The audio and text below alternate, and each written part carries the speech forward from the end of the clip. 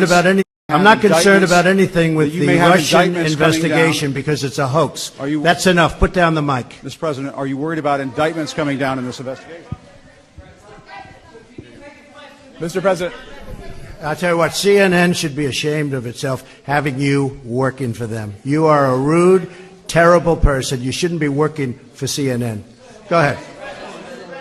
I think that's unfair. You're a very rude person. The way you treat Sarah Huckabee is horrible.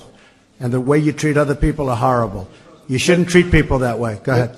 Go ahead, Peter. Go ahead. In Jim's defense, I've traveled with him and watched him. He's a diligent reporter who busts. Well, I'm not a big fan of yours either. So I understand. To be honest, so let me ask you a question, if I can. You repeatedly you aren't the best, Mr. President. You repeatedly over the course. Okay, just sit down, please.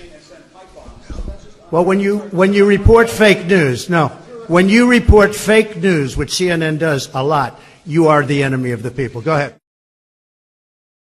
I'm not going